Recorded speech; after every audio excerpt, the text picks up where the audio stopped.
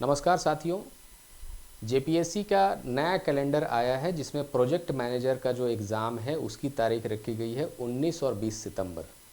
अब एग्ज़ाम क्या उस डेट को हो पाएगा या फिर आगे बढ़ेगा ये तो अपना मामला है, क्योंकि पुराने ट्रैक रिकॉर्ड को हम लोग देखेंगे जेपीएससी के।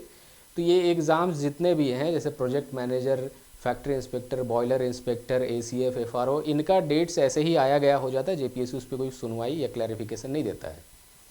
तो जब डेट वो नहीं तय कर सकता है जेपीएससी, तो पैटर्न कहाँ से देगा, क्योंकि ये सारे एग्ज़ाम्स पहली बार हो रहे हैं। तो इनमें से किसी भी एग्ज़ाम का कोई पैटर्न नहीं है, अंधेरे में तीर मारना पड़ता है। लेकिन जैसा मेरा अनुभव है, एफआरओ का जो एग्ज़ाम हुआ था उसमें 50 से ज़्यादा बच्चे हमारे सेलेक्ट हुए हैं मेंस एग्ज़ाम में। अभी मैं नाम डिस्क्लोज़ नहीं कर रहा हूँ, लेकिन बहुत जल्दी नाम डिस्क्लोज़ करूँगा जब उनका फाइनल रिजल्ट आएगा। नहीं तो फिर अक्सर देखा गया है कि ज़्यादा हो हल्ला करने से ना रिज़ल्ट रुक जाता है। तो मैं अब तब तक नाम नहीं रख के रखा हूँ। एनीवे, उसका जो तजुर्बा हमको हुआ कि उसमें भी पैटर्न नहीं था पता कि कैसा क्वेश्चन आएगा, ना प्रीवियस ईयर क्वेश्चन था। तो उसमें हमने ऐसा सिस्टम बनाया था कि हमने हर टाइप के क्वेश्चन को प्रैक्टिस किया था। उसके अंदर 15 नंबर का क्वेश्चन भी हमने प्रैक्टिस किया था, उसके अंदर हमने 20 नंबर, 25 नंबर का भी क्वेश्चन प्रैक्टिस किया था और 40 नंबर का क्वेश्चन भी प्रैक्टिस किया था। अब उसी को ध्यान में रखते हुए फाइनली आया एग्ज़ाम में 40 नंबर का क्वेश्चन। तो एनीवे, तो अब जो ये प्रोजेक्ट मैनेजर का एग्ज़ाम है, इसके अंदर किस तरह का क्वेश्चन आपको देखने को मिल सकता है या कैसा पैटर्न आना चाहिए मोस्ट प्रोबेबली, क्योंकि अब ये भी अंधेरे में तीर मारने जैसा है, लेकिन मोस्ट प्रोबेबली कैसा आना चाहिए उसको लेके आज हमारा चर्चा होगा। तो आइए शुरू करते हैं। सबसे पहले ये जो आपको दिख रहा है ये एडवर्टीज़मेंट का एक पेज है, जो एडवर्टीज़मेंट जेपीएससी ने प्रोजेक्ट मैनेजर के लिए जारी किया था। उसके अंदर आप देख सकते हैं कि यहाँ जो सिलेबस उन्होंने लिखा है, ये जो सिलेबस है या एग्ज़ाम पैटर्न, बस इसके अलावा और कुछ उन्होंने नहीं दिया है उतना ज़्यादा। कि इसमें है प्रथम पत्र जो है वो सामान्य हिंदी 100 नंबर पूर्णांक 2 घंटे अवधि, माने 2 घंटे का एग्ज़ाम है। ये क्वालिफायर है, जैसा जेपीएससी या मेंस के किसी भी आप बैच में किसी भी स्टेट में ये आता है। हिंदी इंग्लिश का पेपर होता है, इसमें 30% नंबर लाना है, आपका क्वालिफिकेशन उसमें क्वालिफाई आप कर जाइएगा आराम से, उसके लिए कोई सोचना नहीं है। तो पहला वाला को हम लोग छोड़ देते हैं। दूसरा जो है वो है अंग्रेजी, सॉरी ये सामान्य हिंदी अंग्रेजी, ये दोनों को हम लोग छोड़ देते हैं, ये दोनों पेपर वही है अपना। तीसरा जो पेपर है सामान्य अध्ययन, जो कि मेन चिंता का विषय है, इसको लेके मैं दूसरा क्लास बनाऊंगा कि इसमें पेपर सब्जेक्टिव आएगा या ऑब्जेक्टिव आएगा, इसके लिए अभी टेंशन लेने का ज़रूरत नहीं है। जो चतुर्थ पेपर है, इसके अंदर औद्योगिक विकास मतलब इंडस्ट्रियल डेवलपमेंट, औद्योगिक श्रम, विधि एवं संबंधित नियमावली, जो मतलब इसके अंदर लेबर लॉज है और उनसे जुड़ा हुआ जो भी इसके अंदर लॉ आता है, नियमावली आता है, रेगुलेशंस आते हैं, उसका ये एग्ज़ाम होने जा रहा है। तो अब हमारे सामने ये था कि इतना ही इन्फॉर्मेशन है एग्ज़ाम को लेकर के। अब एक क्वेश्चन पेपर ऐसा बनाया जाए कि जिससे स्टूडेंट्स लगभग हर तरह का चीज़ के लिए तैयार हो पाएँ, मैंने मोस्ट प्रोबेबली वो किस तरह का क्वेश्चन आना चाहिए। तो यहाँ देखिए मैंने कैसे इसको क्रैक किया है, कैसे डिज़ाइन किया है। कि यहाँ क्या किया है कि पूर्णांक दे दिया है 300, है ना। जेपीएससी के अगर आप मेंस के एग्ज़ाम में देखेंगे, जेपीएससी सिविल सर्विसेज की, तो वहाँ जो है पूर्णांक है आपका, मान लीजिए कि 200 और समय दिया हुआ है 3 घंटा। यहाँ ठीक उल्टा है, यहाँ पूर्णांक है 300 और समय दिया हुआ है 2 घंटा। अब ये कैसे मामला सॉल्व हो पाएगा कि 2 घंटे में 300 नंबर का पेपर कैसे सॉल्व कर सकते हैं। अब यहाँ ये दिक्कत है कि इसके अंदर आपको 40 नंबर का भी क्वेश्चन आ सकता है, इसके अंदर आपको 20 नंबर का भी क्वेश्चन आ सकता है, 25 नंबर का भी क्वेश्चन आ सकता है, यही नहीं क्लैरिटी। तो इसके 2 आउटकम हो सकते हैं। पहले तो देख लेते हैं कि इस 300 नंबर के पेपर के लिए आपको क्या क्या टॉपिक्स या क्या क्या पॉइंट्स यहाँ दिया हुआ है, और उसके 2 आउटकम मैं अभी आपको समझाता हूँ कि 2 तरह का पेपर बनाया जा सकता है। जैसे ये तो हो गया GS3, माने जो इसका सामान्य अध्ययन, जनरल अवेयरनेस वगैरह है। फिर यहाँ से इसका इंडस्ट्री वाला है कि इसके अंदर देखिए कि 5 टॉपिक 2 खंड में बांटा हुआ है। एक और इंडस्ट्रियल डेवलपमेंट है और दूसरा है इंडस्ट्रियल लेबर लॉज से जुड़े हुए कानून। तो पहला जो औद्योगिक विकास वाला हिस्सा है, इसके अंदर 5 टॉपिक दिया हुआ है, क्लियर, 5 टॉपिक, और दूसरे के अंदर 10 टॉपिक दिया हुआ है, 10। अब इन्हीं में से क्वेश्चन क्रिएट करना है, ऐसा क्वेश्चन कि उसका पूर्णांक हो जाए 300, लेकिन क्वेश्चन ऐसा रहे कि 2 घंटे में सॉल्व भी हो जाए। और ये सारा टॉपिक भी उसमें कवर हो। तो इसका दो रास्ता है जेपीएससी के पास कि मतलब वो पेपर जो बनाएगी। पहला वाला तो जो हमने यहाँ पे अपना पेपर बनाया है जिस तरह से, और एक दूसरा रास्ता क्या है, पहले दूसरे वाले रास्ते को देखते हैं, फिर हम लोग अपना रास्ता देखेंगे कि मोस्ट प्रोबेबली कैसा आना चाहिए। हो सकता है नहीं भी आए, लेकिन हमारा प्रैक्टिस पूरा हो चुका है। एक रास्ता ये बनता है जो हम दूसरे रास्ते वाले के बारे में बात कर रहे हैं कि अगर 40 मार्क्स वाले क्वेश्चन बनाए जाएं तो कैसा बने। अगर 40 नंबर का क्वेश्चन है ना, और करके अगर 40 नंबर का बनाया जाए तो ये क्वेश्चन कैसा बन सकता है। अब देखिए 40 नंबर का अगर 5 क्वेश्चन हो तो ये हो जाएगा पूर्णांक 200, और 40 नंबर के अगर 7 क्वेश्चन हो तो हो जाएगा 280। यानी इसको हो सकता है कि 20 क्वेश्चन जो है एमसीक्यू के फॉर्मेट में एक एक नंबर का दे दे, या 10 क्वेश्चन जो है एमसीक्यू दे दे, जैसा जेपीएससी में होता है। एक ये भी तरीका है क्वेश्चन बनाने का। यानी 40 नंबर के अगर क्वेश्चन बनाएंगे तो मैक्सिमम नंबर ऑफ टॉपिक्स जो इनमें से कवर होगा, maximum number of topics 7 topic cover हो सकता है। तो एक ये है यहाँ पर कि इस तरह का क्वेश्चन बनेगा, और करके, क्योंकि अगर एक टॉपिक देंगे तो उसी में और करके डालना होगा, माने उस सेम टॉपिक का दूसरा क्वेश्चन ऑल्टरनेट वे में और करके डालना पड़ेगा। ऐसा नहीं कि इस टॉपिक को दे दिया फिर और करके इस टॉपिक को दे दिए। तो 40 नंबर वाले क्वेश्चन में क्या है कि इस तरह का प्रॉब्लम आ सकता है। तो कैसा पेपर सेट करेंगे, जैसे अगर आप जुडिशियरी का पेपर देखेंगे, एबीपीएस का पेपर देखेंगे, इन सब पेपर्स में भी 300-300 नंबर का पेपर है। तो उनके अंदर कैसा किया हुआ है उस सिस्टम, सबको मिला जुला के मैंने एक प्रोबेबली कि ऐसा पेपर आना चाहिए।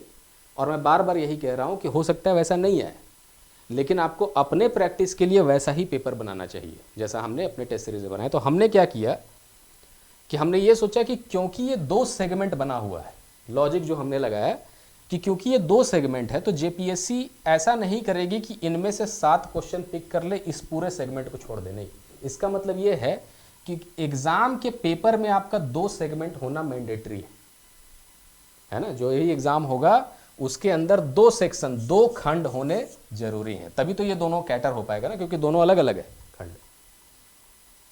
तो 2 खंड कैटर करेंगे, और अगर मान लीजिए 2 खंड बना भी दिए और अगर आप फिर भी 40 नंबर का क्वेश्चन पूछ रहे हैं तो इसमें से एक खंड पूरा पूरा छूट जाएगा। मतलब मान लीजिए कि यहाँ से 3 क्वेश्चन, यहाँ से 5-7 क्वेश्चन ऐसे उठा करके बनाना पड़ेगा, बहुत सारे टॉपिक छूटेंगे, हो सकता है ये। तो एक ऐसा अगर हम 2 खंड बनाएं और क्वेश्चन कुछ ऐसा सेट करें, तब हमारे पास देखिए, तो हमारे एग्जाम में जो हमने क्वेश्चन बनाया हुआ है वो किस तरह से किया है कि उसके पीछे ऐसा लॉजिक लगाया। देखिए इसको मैं थोड़ा जूम करके दिखा दे रहा हूँ, हो सकता है नहीं दिखे आपको। तो ये हमारा एग्जाम का जो फुल लेंथ टेस्ट है पेपर 4 का, उसका एक क्वेश्चन है, ठीक है। इस क्वेश्चन में हमने क्या किया है कि यहाँ पर 2 सेक्शन बनाया है कि this question paper consist of 2 section. प्रश्न में 2 खंड है ताकि लेबर लॉज भी कवर हो जाए, इंडस्ट्रियल डेवलपमेंट भी कवर हो जाए। 2 खंड में से हमने क्या किया है, पहला वाला जो खंड है उसमें 5 कंपलसरी क्वेश्चन है, 5 कंपलसरी क्वेश्चन जो कि लगभग 20 अंकों का है। तो यानी 20 × 5 कितना हो गया, 100 नंबर। और खंड बी को हमने 200 नंबर रखा क्योंकि उसके अंदर 10 टॉपिक है। मतलब खंड 1 को हमने कर दिया 100 नंबर का, और खंड दूसरे को कर दिया है हमने 200 नंबर का। तो खंड 1 में सेक्शन 1 में 5 कंपलसरी क्वेश्चन है 20-20 नंबर के, यानी हो गया ये 100 नंबर। और सेक्शन 2 में हमने 15 क्वेश्चन रखा है, 15 क्वेश्चन, हर क्वेश्चन 20 नंबर का है, लेकिन इसमें से अटेम्प्ट करना है सिर्फ 10 क्वेश्चन, है ना, कि 15 क्वेश्चन होंगे लेकिन उसमें से सिर्फ 10 क्वेश्चन आपको सॉल्व करना है। तो यानी ये हो गया 200 और सेक्शन 1 हो गया 100 नंबर का। तो इस क्वेश्चन पेपर में 2 खंड बने हुए हैं।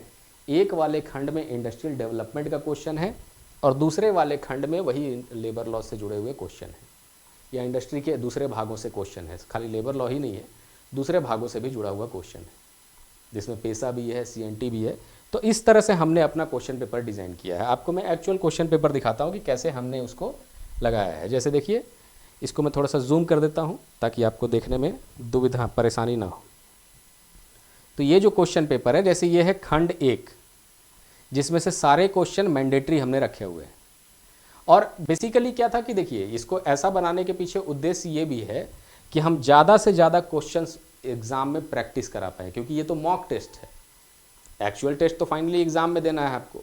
तो मेरा उद्देश्य ये भी था कि अगर एग्जैक्टली ऐसा क्वेश्चन ना भी आए तो भी हम लोग सारे टॉपिक्स के क्वेश्चंस को कवर कर पाएँ, मतलब पेपर 4 के सारे टॉपिक्स का क्वेश्चन आंसर हम लोग लिख पाएँ, जो कि मेरा शुरू से स्ट्रैटेजी रहता है। मेरा स्ट्रैटेजी शुरू से क्या है कि आपको एग्ज़ाम से पहले, मेंस एग्ज़ाम से पहले मास्टर नोट्स प्रोवाइड करना, जो कि बहुत छोटा नोट्स होता है, जितना एग्ज़ाम में लिखना है उतना ही नोट्स होता है और उसके ऊपर कुछ क्वेश्चंस होते हैं।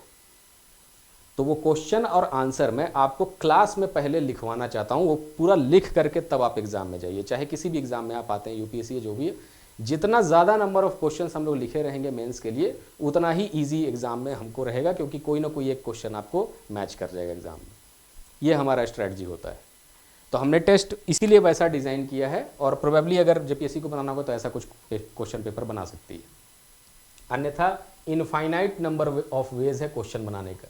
जब पैटर्न ही नहीं देंगे तो क्या कर सकते हैं हम लोग, कोई उपाय नहीं है। तो हम लोग एक ऐसा पैटर्न फॉलो करें जिससे हमारा तैयारी कम से कम एकदम स्ट्रांग हो जाए, क्योंकि 20 नंबर का क्वेश्चन जो लिख लेगा, जो लेंथ दे करके लिख पाएगा, वो 40 नंबर का क्वेश्चन भी लिख लेगा, वो कम से कम 10 नंबर वाला क्वेश्चन भी अटेम्प्ट कर सकता है। तो 20 नंबर बीच बीच का हमने प्रैक्टिस किया। एनीवे, तो इसमें हमने section A solve all questions, ये कंपलसरी हैं। और क्वेश्चन कैसा हमने डिज़ाइन किया है, जैसे देखिए एक क्वेश्चन है कि इंडस्ट्रियल पॉलिसी रेजोल्यूशन ऑफ 1956, मैंने अगर पढ़ देता हूँ, examine how industrial policy resolution of 1956 structured the relationship between the public and private sectors in Indian industry. एक ऐसा क्वेश्चन, थोड़ा सा बैकग्राउंड बेस्ड क्वेश्चन। ये इंडस्ट्रियल पॉलिसी रेजोल्यूशन ऑफ 1956 क्यों, क्योंकि ये आपके सिलेबस में यहाँ पर दिया हुआ है ना। ये इंडस्ट्रियल पॉलिसी रेजोल्यूशन जो है किस तरह से, या इंडस्ट्रियल पॉलिसी को लेकर के क्वेश्चन कि औद्योगिक नीति से क्वेश्चन यहाँ पर दिया हुआ है कि इंडस्ट्रियल पॉलिसी आप किस तरह से, मैंने 1956 के बाद या आज़ादी के बाद किस तरह से हमारा इंडस्ट्रियल पॉलिसी इवॉल्व होता गया है। वो हमारे कई लेक्चर्स में अवेलेबल है, आप यूट्यूब पे जा करके चेक कर सकते हैं और भी लेक्चर्स। तो उससे जुड़ा हुआ क्वेश्चन कि 1956 के बाद से किस तरह से वो चेंजेस उसके अंदर आते हैं। तो पहला वाला वो हो गया। फिर औद्योगिक इकाई है इसके अंदर, उससे भी हमने क्वेश्चन बनाया हुआ है कि क्वेश्चन का डिज़ाइन कुछ ऐसा करें कि आपका भले एग्जाम में एग्जैक्टली वो क्वेश्चन ना आए, लेकिन फिर भी इस क्वेश्चन का आंसर लिखते लिखते ना आपको ये पूरा टॉपिक क्लियर हो। उसमें कोई भी इंडस्ट्रियल पॉलिसी पूछेगा आप उसका आंसर लिख लीजिएगा कि examine how industrial policy resolution of 1956 structured the relationship between public and private sector in Indian industry. 1956 की औद्योगिक नीति प्रस्ताव ने भारतीय उद्योग में सार्वजनिक और निजी क्षेत्रों के संबंध को किस प्रकार संरक्षित किया, कि पब्लिक सेक्टर कैसे हो गया, प्राइवेट सेक्टर कैसे हो गया, इनके बीच में कोरिलेशन कैसा रहा, ये चीज़ों के लिए ये क्वेश्चन। दूसरा क्वेश्चन उसी में हमने बनाया हुआ है, explain why large scale heavy industry in Jharkhand historically concentrated along the Damodar valley belt and examine the economic advantages of this location, कि क्यों झारखंड के ज़्यादातर उद्योग जो हैं दामोदर वैली के क्षेत्र में हैं, और इसका कारणों का या इकोनॉमिक एडवांटेजेस का आप बताइए कि इसके क्या फ़ायदा हुआ दामोदर वैली में इंडस्ट्रीज़ को डेवलप करने से। तो मैं सारा क्वेश्चन ये, क्योंकि हमारा क्वेश्चन आंसर वाला सेशन नहीं है, सिर्फ पैटर्न को लेकर के मैंने ये जानकारी देना था। तो क्योंकि हमने इस तरह का क्वेश्चन बनाया तो हमने समझा कि आपके साथ भी साझा किया जाए, ताकि जो बच्चे इसमें तैयारी कर रहे हैं उनको थोड़ा सा तो गाइडलाइन मिल जाए कि किस तरह का क्वेश्चन आप एक्सपेक्ट कर सकते हैं एग्ज़ाम में। तो एग्ज़ाम के अंदर कुछ इस तरह का क्वेश्चन आप एक्सपेक्ट कर सकते हैं। पैटर्न हो सकता है 2 खंडों, 2 खंड वाला निश्चित रूप से रहेगा, है ना, जिसमें 2 खंड रहेंगे, एक इंडस्ट्रियल डेवलपमेंट के लिए, दूसरा जो है अपना इंडस्ट्रियल लेबर लॉस के लिए। 2 खंड होना ही होना है।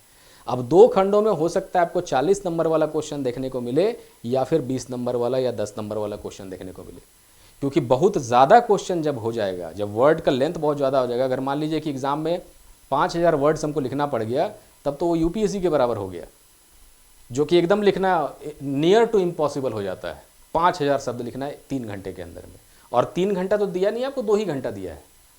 तो 2 घंटे के अंदर में कितना भी कोई हाथ पैर मार लेगा, वो 2500 वर्ड से ज़्यादा नहीं लिख पाएगा। तो क्वेश्चंस ही ऐसे बनाए जाएंगे जिसमें आपको ज़्यादा कवरेज होगा और 2500 वर्ड्स ही लिखने पड़ेंगे, अन्यथा बहुत ज़्यादा दिक्कत हो जाएगा। तो हो सकता है कि 40-40 नंबर का आपको दे दे जिसमें 2500 वर्ड लिखना पड़ जाए, लेकिन क्योंकि समय 2 घंटा है तो वो भी एक दिक्कत है। फिर भी हम लोग आगे का सेक्शंस भी देख सकते हैं, खंड 2 भी देख सकते हैं कि ये तो हो गया। अब ये है खंड 2, यहाँ से शुरू होता है, ये नीचे मेरे ख्याल से होगा ई के बाद। तो चलिए वहाँ दूसरा दिख रहा है आपको, ये खंड 2 वाले क्वेश्चन सब हैं, उनको भी हमने वैसे ही डिज़ाइन किया है खंड 2 में, कि explain the relationship between industrial productivity, technological modernisation, global competition. औद्योगिक उत्पादकता, तकनीकी आधुनिकीकरण तथा वैश्विक प्रतिस्पर्धा के बीच संबंध को स्पष्ट कीजिए, क्या होता है। फिर इसी तरह का क्वेश्चन और भी है कि major provisions of industrial development and regulation act 1951 that enable the central government to regulate industrial undertakings. उद्योग विकास एवं विनियमन अधिनियम 1951, जो कि डायरेक्ट आपके सिलेबस में पॉइंट दिया हुआ है, उसी से बना करके ये क्वेश्चन यहाँ पर प्रस्तुत किया गया है आपके सामने। तो इस तरह के पैटर्न को आप लेकर के चलिए, कुछ बहुत सारे अपने क्वेश्चंस को आप प्रैक्टिस करते रहिए। जितना ज़्यादा आप लिखिएगा एग्ज़ाम में, माने आपका परफॉर्मेंस उतना ही अच्छा होगा, है ना, क्योंकि एक तो कंपटीशन कम है यहाँ, वैसे भी सीट भी कम है, लेकिन कंपटीशन उसके तुलना में, सीट्स के तुलना में और भी ज़्यादा कम है, और सीधे आपको रिटन टेस्ट लिखने का मौका मिल रहा है। तो बहुत सारे ऐसे स्टूडेंट्स होंगे जो उस लेवल पे नहीं लिख पाएंगे जैसा जेपीएससी में वो लिख पाते हैं।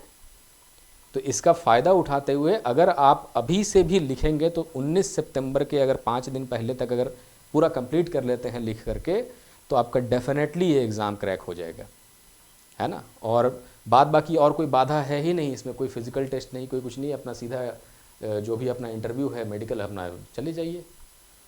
तो एनीवे, इससे जुड़ा हुआ कोई भी समस्या इश्यू होता है तो हमको डायरेक्टली, आप नंबर तो आपको दिया ही रहता है, आप डायरेक्ट हमसे बात कर सकते हैं। एनीवेज, तब तक के लिए गुड लक। और जो जनरल स्टडीज़ वाला टॉपिक है, जनरल स्टडीज़ में कैसा क्वेश्चन आना चाहिए, हमने अपने टेस्ट में कैसा क्वेश्चन पूछा है, उसको लेकर के मैं एक दूसरा वीडियो बनाऊंगा। धन्यवाद।